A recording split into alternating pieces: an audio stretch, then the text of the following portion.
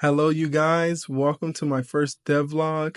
This is the game dev guy, and the game that I am working on is called World of Explorers.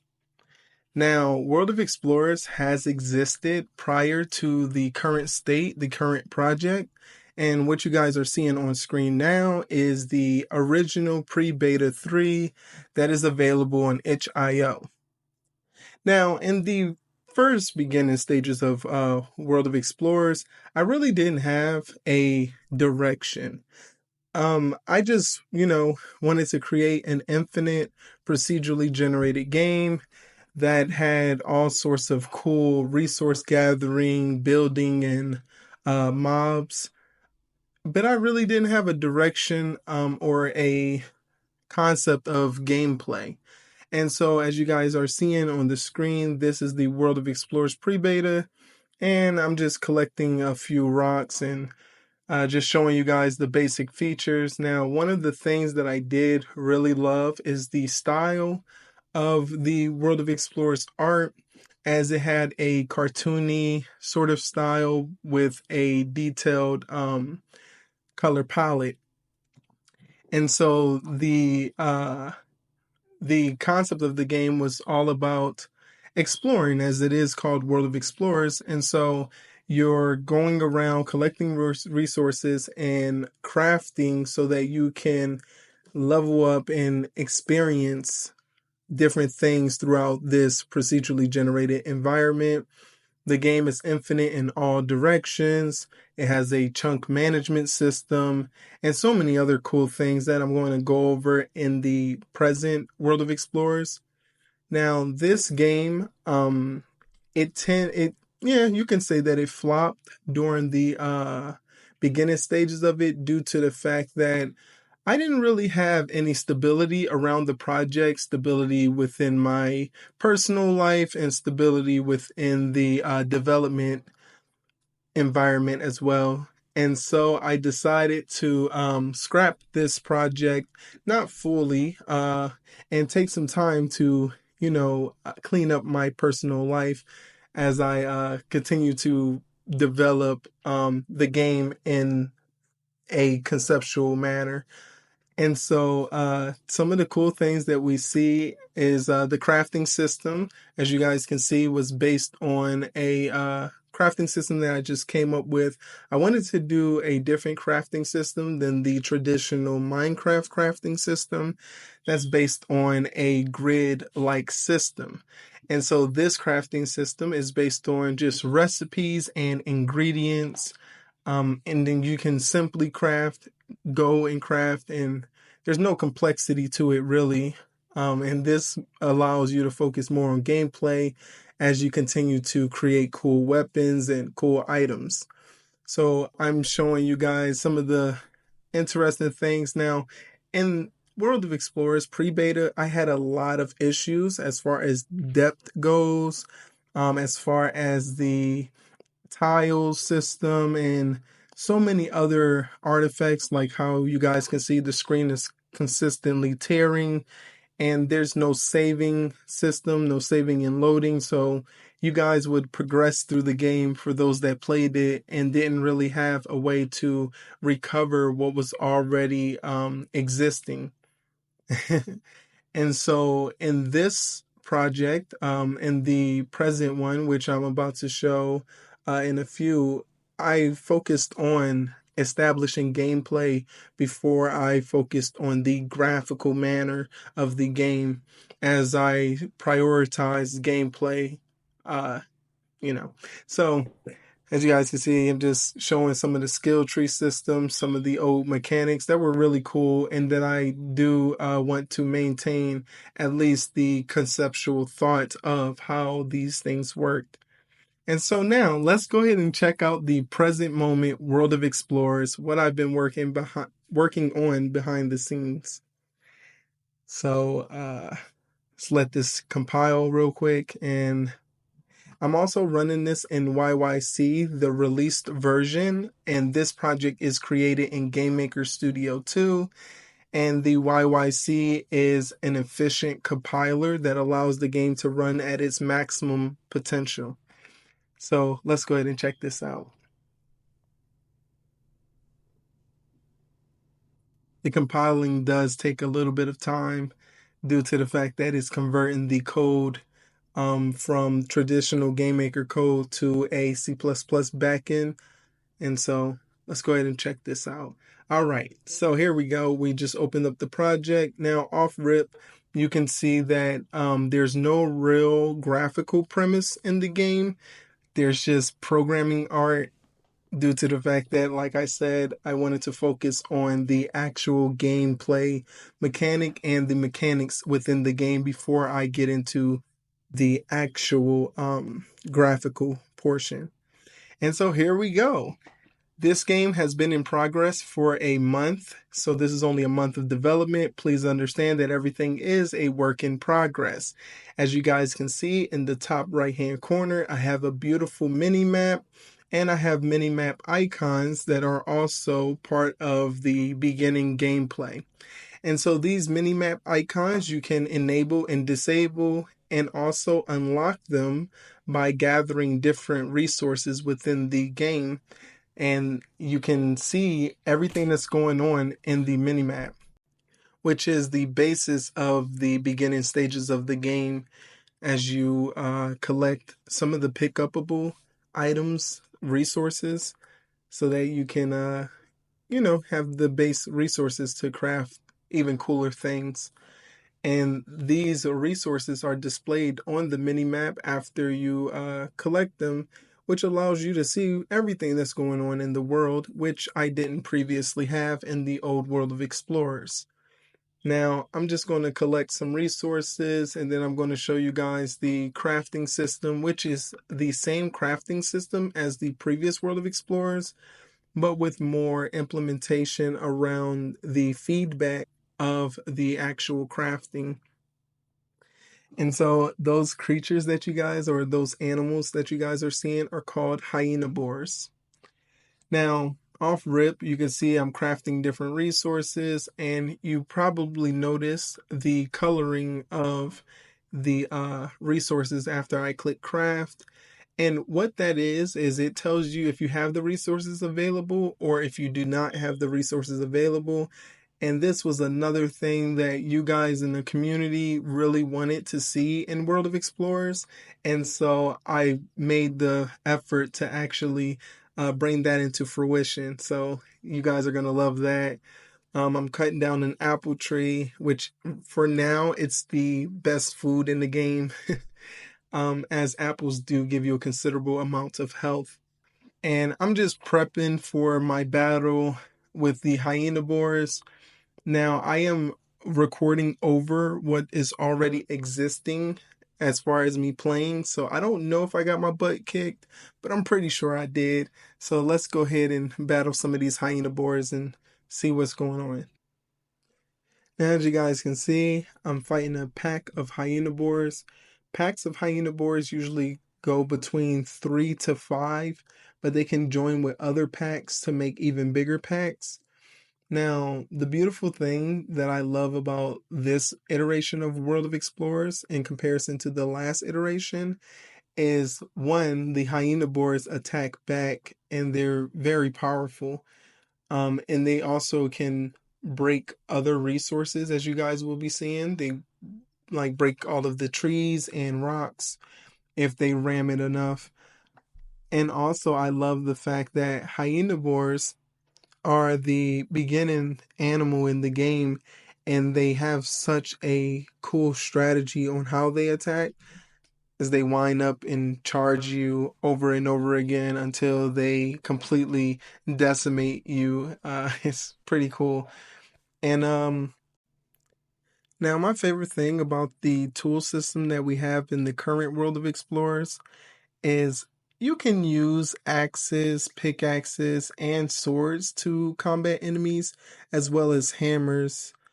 And it's just so cool because you don't have to just stick to the traditional weapons in order to combat the enemies. Whatever you have in hand, for the most part, that is a tool you can utilize. Now, another cool thing, just showing off some of the resource gathering. You can collect rocks and stones like the previous project. So all of the resource gathering system is there. And this was so interesting how there's just one tile of the new biome that I wanted to talk about, which is called the Acorn Forest. Um, I don't know if that's going to be the final name of all of this because everything is a work in progress. But the way that the acorn forests work is very simple. You go there, you collect acorns. There's going to be a very interesting animal in there that's well, we'll get to that when the animal is implemented. And so that's what that orange biome stuff is. Another cool thing about the crafting system that we have is you can shift click to craft all, like quick craft. You can also hold down the click button so that you can craft a good amount of resources very fast. And as you guys can see, I'm dropping some of the items down on the floor and they're maintaining durability when I pick them up, which is another cool thing that we didn't have in the old World of Explorers. We didn't have durability, so once you had any tools, you had them for life. And that didn't have any sort of gameplay mechanic behind it or downfalls. So I wanted to balance the good and the bad so that this is more gameplay oriented. Speaking of gameplay, I would love to talk about the future of World of Explorers, the community, and all of the ideas that I have planned. So, in the current moment, I'm just waiting on an artist to assist me with World of Explorers, whether that be the artist that I already have or a new artist that is going to assist me on the project. And so that we can have so many cool plants, foliage, and so many cool mechanics that I would love to introduce. I have a lot of behind the scenes things working in the engine that are set up for a lot of the future endeavors of the project, such as the combat system that I haven't fully fleshed out, and so on and so forth. I'll just leave all the spoilers to the devlogs. And I do plan for the community members. I do plan on making more devlogs. And I'm going to be posting all of the devlogs in the actual community. And I do plan on being more active within our community. And so, yeah, I'm so excited to be back into game development. As I told you guys, I've only been back into game development for a month now. And it's so much fun. And yeah, it's just going to be amazing. Some of the things that we're going to introduce into the project. And just to let you guys know, the animation system that you guys are seeing is a re-implementation of Macadium's base animation system. If you guys are in the World of Explorers community, you guys probably heard of Macadium. He was the programmer that was assisting me on the original World of Explorers. And I just took the base of his system and I implemented my own iteration on top of it. But of course, I'm giving him credit in the video. So shout out to you, Macadium. I really appreciate it. And yeah, your animation system is pretty badass. Like, it was so fun to actually see how it worked and understanding the concept of it. It's amazing. So I really appreciate that. And so, as you guys can see, I'm just dropping items because you can, in the previous WoW, there was issues with the dropping of the items from the inventory onto the ground. But in this one, there's no issues with that. You can drop items, whole stacks, or single items. I'm also super proud of how my animals work in the current World of Explorers. As you guys can see, the hyena boars are sleeping. So hyena boars and other animals are going to be able to interact with the terrain, the resources in the terrain, and so on and so forth. So you guys will see in a moment that the hyena boars are going to destroy these rocks here that I'm hiding behind.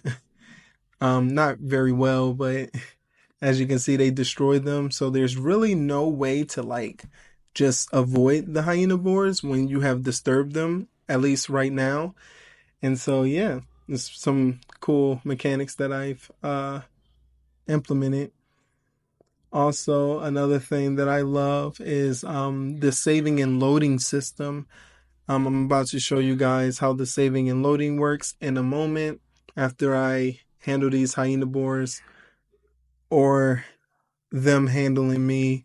I got to remember if they actually just. I think they destroy me in this moment. So let's see. Oh no, I actually finished the hyenivore out. So and right now I'm just chopping another apple tree. I really love how we have different diversity of trees. We also have different tree heights, which is not really visible, but when I have the proper art, it will be very much so visible in the actual game. And so the current biome that you guys are seeing, the biome with all of this light green and dark green greenery, that is the common lands biome. The common lands consist of three sections currently. There's the forest, the grasslands, and the acorn forest that my daughter came up with. She came up with the concept, the name, and again, we don't know if it's going to be the final name, but it's the perfect name for what the biome has to offer, which is acorns. So, yeah, I just died. I don't have a death system. I think I mentioned that prior in the video. So the death currently just reloads the chunks, more so reloads the entire world and places you in the spawn position. Luckily, all of the chunks are saved, and that's something that you guys are going to see later on in the video coming up. The saving and loading system is pretty cool, how it works, and currently, it doesn't save the day and night cycle, nor does it save the inventory items and everything. But that's not a concern because that is something easy to implement. I just wanted to focus on saving the actual resources and the animals. So you guys are going to check that out right now. Alright, so I have to recompile the game, but that's no concern because I already compiled it one time. So that's the beauty of the YYC is if you compile one time, it caches all of the data. So when you compile again, as you guys know, that's how compilers work. It compiles in no time. So yeah. Alright, so as you guys can see, I'm about to reload the world. You see a screenshot of the world where I actually died at, or well, not died, but where I'm actually located in the last save. Load the world, everything is still there. And again, the day and night cycle did not save, nor did the items in the inventory. But the items on the floor that I threw out are still there. They disappeared, but they were still there. And so everything does save properly. And that is one of the greatest perks about this iteration of World of Explorers. And I'm about to show you me saving and loading again, this time with the day and night cycle not being affected because I saved at night last time and this time I'm saving in the morning. So let's go ahead and check that out. All right, as you can see, the screenshot is there. I'm right behind the rock that I was last at. I load the world and I'm right there, almost as if you jump into the screenshot that was taken, which is pretty cool stuff. And so, yeah. All right, so now that I've shown you guys that the saving and loading works, I now want to explain the working environment, the debug environment. So I created a configuration script that allows me to actually change certain parameters which alter the entire game's um, debug system and so on and so forth. So I'm going to be showing you guys that, and that's the way that I actually work on the world generation. I work on AI, which is artificial intelligence, and I work on some of the base systems in the game, and I can see everything that's going on in the entire world through this system. And so that's That's what I'm gonna be showing you guys now.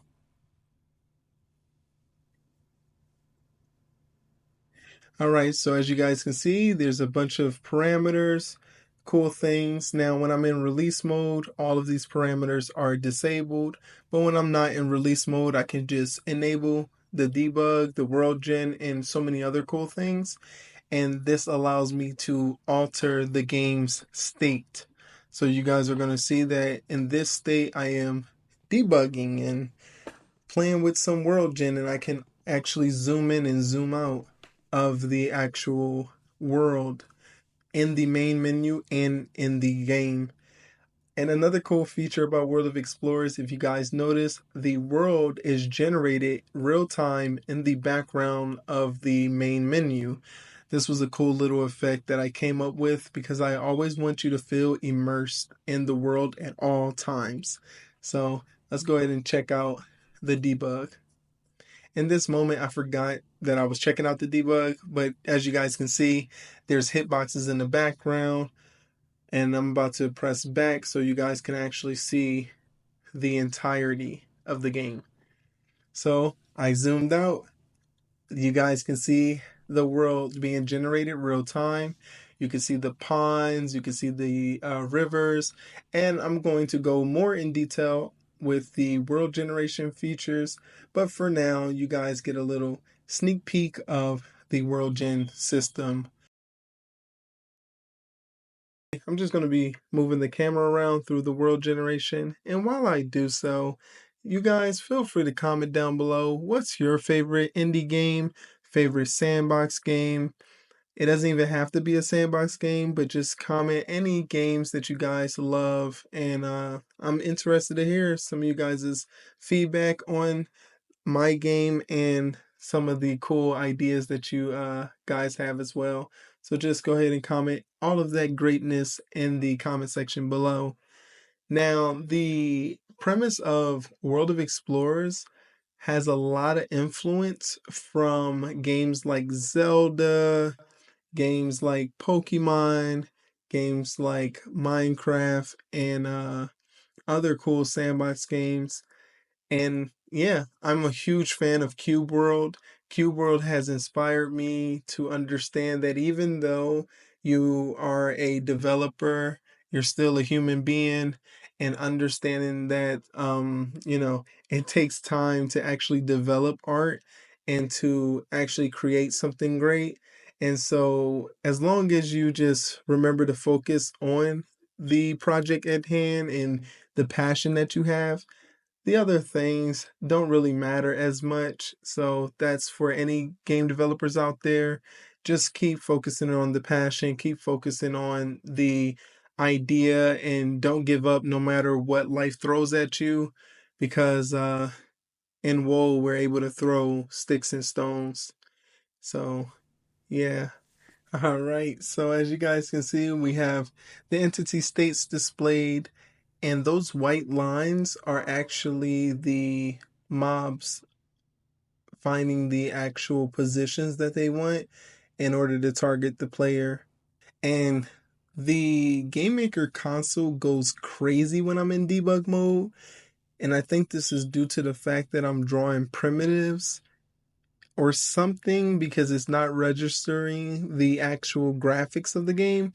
But that's no concern. It's just some fun Game Maker jazz. Speaking of Game Maker, a lot of you guys might be curious, why are you using Game Maker Studio? And it seems as though you're promoting it by having the Game Maker workspace in the background. Well, most definitely I am, but not this is not affiliated with Game Maker as far as commercial, or they're not paying me or anything like that for the actual promotional material. I really do love Game Maker, and Game Maker has been a tool of mine since I was 10 years old. I'm currently 28, and I've been using Game Maker for basically my whole life. I just one day Googled how to make a game, and then Game Maker popped up, and I was like, wow. Of course, I used RPG Maker, I've used Unity a little bit, and I've dabbled into Unreal Engine and so many other engines. But GameMaker is so lightweight, so simple. There's nothing wrong with the other engines. I just really, really love GameMaker. And I wanted to see how far GameMaker can really be pushed because that's one of the themes that GameMaker developers have is let's see how far we can actually get GameMaker to render things or build and construct things. So there's some cool influences like Zor and Desga and other individuals that I've met throughout my development process and progress, and it really, really influenced me to really go above and beyond with GameMaker. I've created some voxel engines, Minecraft clones, and so many other cool things just for the thrill. And of course, as you guys may know, Minecraft is a huge influence, inspiration of mine. And so, yeah, GameMaker is amazing. I definitely would encourage using GameMaker if it's your first time getting into game development because it is so fun, it's so easy, and it's pretty lightweight and it can do almost anything that you're trying to do. It's not really a perfect tool for 3D, but if you're somebody that wants to challenge and create and construct an engine, then I would definitely encourage GameMaker as it's the perfect tool to do so. And so, yeah, that's my history behind using GameMaker. Also, you guys, if you want to see any of my content as far as my game development goes in Game Maker, you guys can check out my Twitter. I do have a Twitter, the Game Dev Guy, and on that Twitter, I post some remarkable Game Maker projects. Like I said, I made a Minecraft clone of sorts in Game Maker, so if you guys want to check that out, feel free. A lot of people find it very incredible how I was able to even make a game like Minecraft run so fast in Game Maker. That's a 2D engine, generally speaking. But yeah, I've done it and it's pretty cool. Well, you guys, that would be all of the devlog. So if you guys want to just chill, hang out, feel free to join my Discord community again. Make sure you leave a like, subscribe. I told you guys multiple times. This is my first devlog, and I'm just so excited to come back into the community again. So I'll catch you guys in the next devlog. Remember, stay deving. Y'all have a great one. Peace.